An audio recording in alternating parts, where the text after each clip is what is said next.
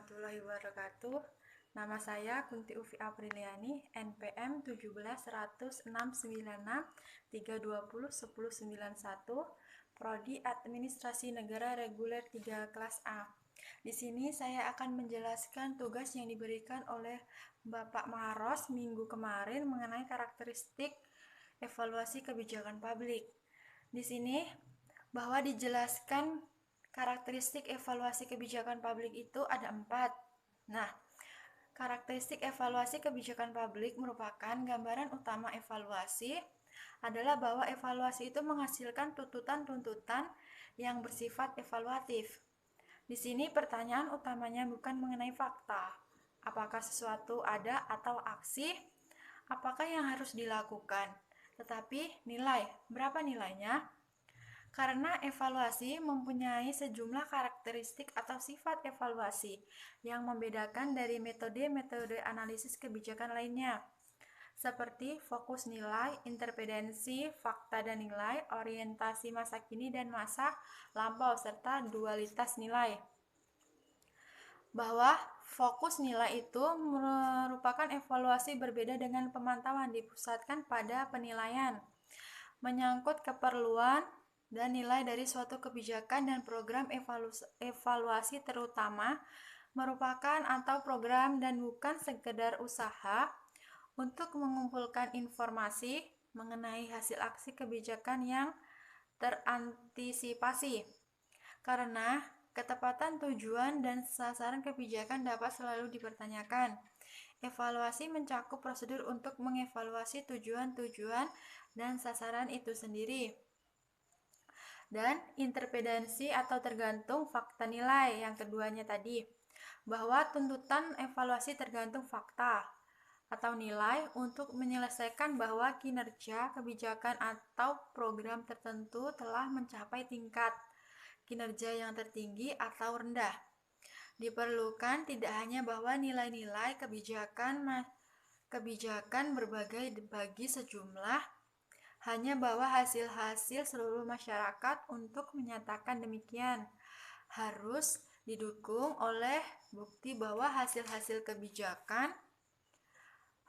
kebijakan secara aktual merupakan konsekuensi dari aksi-aksi yang dilakukan untuk memecahkan masalah tertentu.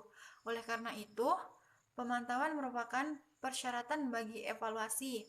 Nah, yang ketiga merupakan dualitas persyaratan bagi evaluasi. Nah, yang ketiga merupakan dualitas nilai, bahwa nilai-nilai yang mendasari tuntutan evaluasi mempunyai kualitas ganda karena mereka dipandang sebagai tujuan dan sekaligus cara evaluasi dengan rekomendasi sejumlah berkenaan dengan nilai yang ada. Misalnya, masalah kesehatan dapat dianggap sebagai intrinsik atau diperlukan bagi diri, ataupun ekstrinsik diperlukan karena hal itu mempengaruhi pencapaian tujuan lain bagi dirinya.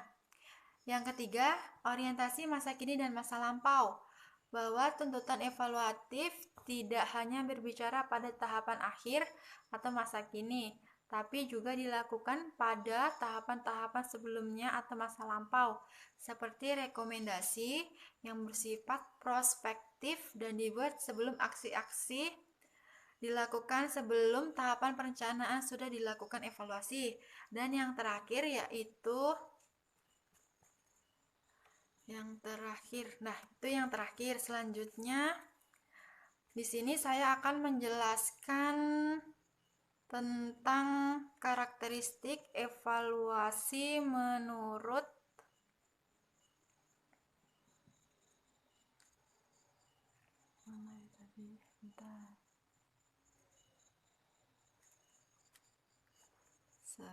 karakteristik menurut siapa ya tadi?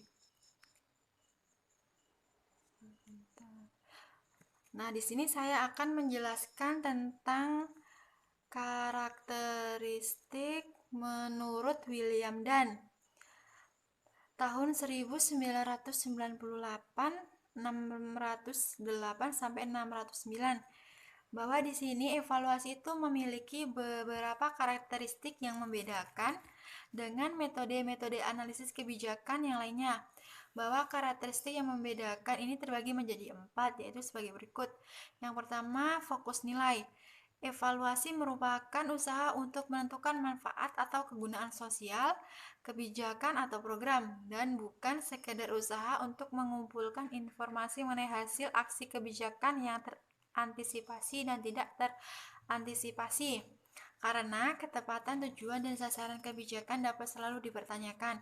Evaluasi mencakup prosedur untuk mengevaluasi tujuan-tujuan dan sasaran tertentu. Yang kedua, interpretensi fakta nilai. Tuntutan evaluasi yang tergantung baik mengevaluasi tujuan-tujuan dan sasaran tertentu. Yang kedua, interpretensi fakta nilai.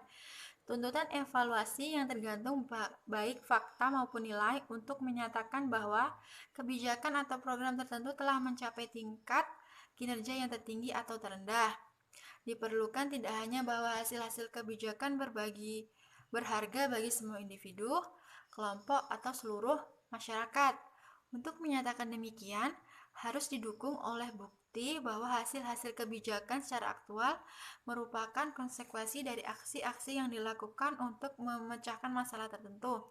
Oleh karena itu, pemantauan merupakan prasyarat bagi evaluasi. Nah, yang ketiga, ada orientasi masa kini dan masa lampau. Tuntutan evaluatif berbeda dengan tuntutan advokatif, diarahkan pada hal sekarang dan masa lalu ketimbang hasil di masa depan. Evaluasi bersifat retrospektif dan setelah aksi-aksi dilakukan. Rekomendasi yang juga mencakup premis-premis nilai bersifat prospektif dan dibuat sebelum aksi-aksi dilakukan. Yang keempat, dualitas nilai. Bahwa nilai-nilai yang mendasari tuntutan evaluasi itu mempunyai kualitas ganda karena mereka dipandang sebagai tujuan dan sekaligus cara evaluasi sama dengan rekomendasi sejauh berkenaan dengan nilai yang ada dan dapat dianggap sebagai intrinsik dan ekstrinsik yang sering ditata di dalam suatu hierarki yang merefleksikan kepentingan relatif dan sangat tergantung dan tujuan sasaran. Evaluasi kebijakan yang dikemukakan oleh William dan di atas itu merupakan yang saya jelaskan ini menginformasikan bahwa evaluasi kebijakan tidak sekedar mengumpulkan informasi mengenai kebijakan yang dapat diantisipasi dan yang tidak dapat diantisipasi, tetapi evaluasi itu diarahkan untuk memberikan informasi pada masa lalu dan masa sekarang serta masa yang akan datang. Selain itu, evaluasi kebijakan masa sekarang dan masa yang akan datang ini diarahkan untuk menyatakan bahwa kebijakan atau program tertentu telah mencapai tingkat kinerja yang tertinggi atau terendah bagi semua individu, kelompok, dan masyarakat apabila adanya aksi-aksi yang dilakukan untuk mengatasi masalah tersebut. Maka dari berbagai teori William Dam itu dikarenakan yang paling tepat dalam hal yang mengevaluasi pelaksanaan kebijakan Trans Jogja di daerah istimewa Yogyakarta. Mungkin hanya itu yang mengevaluasi pelaksanaan kebijakan Trans Jogja di daerah istimewa Yogyakarta. Mungkin hanya itu yang dapat saya sampaikan mengenai tentang karakteristik evaluasi kebijakan publik. Apabila dalam penjelasan saya ada kata-kata yang kurang berkenan, saya mohon maaf. Saya akhiri wabillahi taufiq wal hidayah. Wassalamualaikum warahmatullahi wabarakatuh. Terima kasih.